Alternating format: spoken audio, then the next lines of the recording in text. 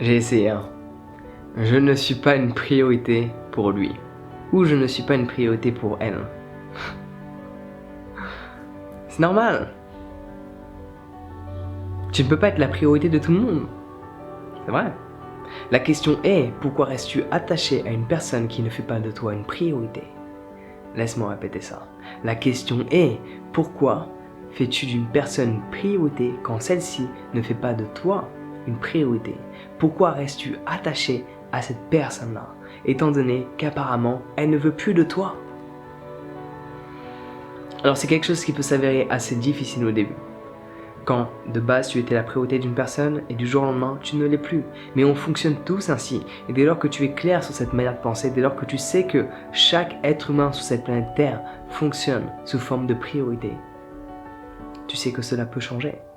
Souviens-toi la dernière fois que tu as dit à certains de tes amis, « Ok, on se voit samedi. » Vendredi arrive, samedi passe, tu n'as pas vu ces personnes-là.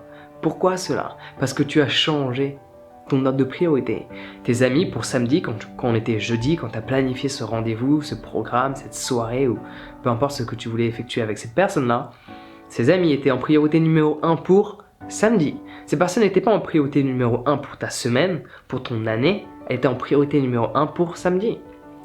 Des événements se sont déroulés, des opportunités se sont créées, des choses se sont manifestées, samedi arrive, ces personnes ne sont plus en priorité numéro 1, plus en numéro 2. Ou plus bas. Mais les choses changent et quand tu sais qu'on fonctionne tous ainsi, tu réalises que si tu n'es plus la priorité pour une personne, cela n'est pas relié à toi. Cela n'est pas relié à toi. Si tu n'es plus la priorité d'une personne, généralement on pense à une relation intime, c'est pour ça que cela nous touche, cela n'est pas relié à toi. Cela est uniquement relié à la personne elle-même. Comment elle perçoit sa vie, comment elle perçoit son monde, comment elle te perçoit, ne dépend pas uniquement de toi, comment tu es avec cette personne-là. Certes, cela dépend un petit peu, cela influence, mais tu as beau te comporter de toutes les manières possibles, et je pense que tu as déjà pu faire le test, lors d'une rupture, tu changes, tu te comportes différemment, il y en a, ils vont se comporter d'une manière agressive, d'autres passive, d'autres loving, d'autres manières différentes. Et il n'y en a aucune qui fonctionne. Pourquoi? Parce que la personne te perçoit différemment. Et ça, tu peux pas le changer. Tu peux l'influencer en te comportant de différentes manières, mais tu ne peux pas le changer si cette personne ne l'a pas décidé. La seule chose que tu peux faire, c'est de l'accepter. On a tous cet ordre de priorité, et c'est normal. C'est normal, on fonctionne comme ça. Chaque personne sur cette planète fonctionne sous cet ordre de priorité. Ma priorité d'aujourd'hui va être différente de ma priorité de demain. Si ma priorité aujourd'hui est de bosser, s'il y a des amis qui me disent « Hey, viens on va boire un jus vert », la réponse est non. Si demain ma priorité est plus de me décontracter et des amis me contactent et me disent « Viens on va boire un jus vert », la réponse est oui, cela devient ma priorité. Mes amis pour boire un jus vert. Mais si aujourd'hui ce que je ressens c'est de travailler, si aujourd'hui ce que je ressens c'est de faire telle et telle chose, forcément quand il y a une autre personne qui arrive en cours de route, une personne qui est déjà présente, mais dès lors que moi-même, par rapport à ma propre perception de ma vie, de mon existence, de ce que je veux accomplir, de ce que je veux faire, si j'ai changé ma priorité principale, toutes les autres priorités qui ne sont pas reliées à moi, mais qui sont reliées aux autres, vont changer. Si ma priorité c'est de manifester un de mes rêves, que je réalise que il faut que je me mette à bosser, la personne avec laquelle je suis, peut-être, ne sera plus la priorité numéro 1. Alors qu'avant, elle l'était, étant donné que j'étais satisfait de ma vie. Mais dès lors que je réalise que je ne vis pas mon plein potentiel, dès lors que je réalise que je ne vis pas la vie que je souhaite, la personne avec laquelle je suis peut changer de priorité. Cela ne veut pas dire que je ne l'aime plus, cela ne veut pas dire qu'elle n'est plus une de mes priorités, cela ne veut pas dire qu'elle n'a plus d'importance à mes yeux, cela veut juste dire que cette personne n'est pas ma priorité numéro 1. Et essentiellement, la seule et unique personne qui doit être ta priorité numéro 1, c'est toi. La seule et unique personne qui doit être ta priorité numéro 1, c'est toi. Si tu souffres par le fait de ne plus être la priorité d'une personne, pour lui ou pour elle, en fonction de tes préférences, c'est parce que tu as fait de cette personne ta priorité. Et là est ton erreur. Ton erreur, ta responsabilité. Ta priorité, c'est toi. comment tu te sens en cet instant. Ta priorité n'est pas quelle que soit la personne de ta famille, de tes amis, de tes collègues. Ça risque pas d'arriver ça, on est d'accord. Ta priorité, c'est toi. Et quand tu fais de toi une priorité, l'énergie que tu vas dégager ne sera pas la même. Qu'est-ce qu'on te dit dans l'avion? Quand les masques à oxygène tombent, chose que je te recommande absolument pas d'expérimenter, c'est pas très plaisant. Ta priorité n'est pas de mettre le masque sur tes enfants, ni sur ton ami, ton ou ta conjointe. Ta priorité est de le mettre sur toi pour que tu puisses être en pleine forme, être réactif, être plein d'énergie pour aider les autres.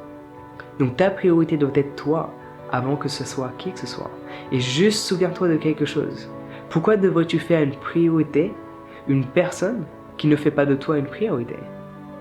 Et ça, on a du mal parce que parfois on est attaché au corps d'une personne, parfois on est attaché à l'énergie d'une personne, parfois on est attaché à l'ensemble qu'une personne est, on aime vraiment cette personne.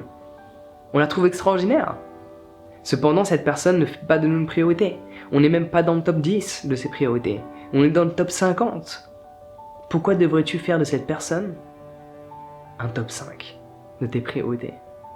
Si cette personne ne fait pas de toi une priorité, n'en fais pas d'elle une priorité, parce que sinon tu vas souffrir à tous les coups. On a tous nos priorités, on va tous changer d'avis, changer de plan, et c'est normal. Quand je suis dans une relation, qu'elle soit amicale ou intime, cette personne ne fait pas de moi une priorité numéro 1, c'est normal. Je préfère même qu'elle ne fasse pas de moi une priorité numéro 1, parce que je sais que par la suite, ça va pas fonctionner. Étant donné qu'elle va s'attacher à qui je suis, et non pas chercher à se développer elle-même. Pour développer l'union qu'il y a entre nous deux, cette personne est attachée à moi, et non pas à elle. Alors que tu es la seule et unique personne avec laquelle tu vas rester toute ta vie. Sois attaché à toi et pas à qui que ce soit. Mais dès lors qu'une personne me met, d'après ce que je pense, il y a son boulot, ses projets, son ou sa conjointe, et je ressens que je suis dans son top 5 ou dans son top 10.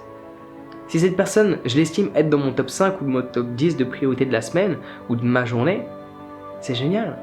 Mais si je mets cette personne dans mon top 5 de priorité et que pour cette personne, je suis son top 20, il y a bien quelque chose qui ne fonctionne pas.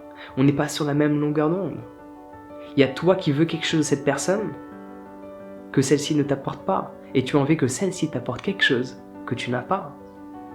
Donc ne fais pas d'une personne une priorité quand celle-ci ne fait pas de toi une priorité. Ça fonctionne dans les deux sens. Et avant tout, souviens-toi, ta priorité, c'est toi. Comment tu te sens en cet instant. Et pour reprendre le contrôle sur ta situation émotionnelle de l'instant, il faut que tu prennes tes responsabilités et de réaliser que si tu te sens bien, c'est grâce à toi. Et si tu ne te sens pas bien, c'est à cause de toi. Ta manière de penser, ta manière de percevoir les choses, ta manière d'expérimenter ce qui est en cet instant donné. Et ça, tu peux le changer à travers une pensée. La question est, que fais-tu pour maîtriser tes pensées? As-tu appris à méditer? Non, qu'attends-tu pour le faire? Donc si cela peut t'aider, chose qui va être le cas si tu t'y mets, j'ai un programme sur la méditation à seulement 67 €. Quelle est ton excuse pour ne pas commencer? Donc si tu veux en savoir plus, clique sur le lien dans la description pour y accéder. Prends soin de toi, passe une bonne journée et à bientôt.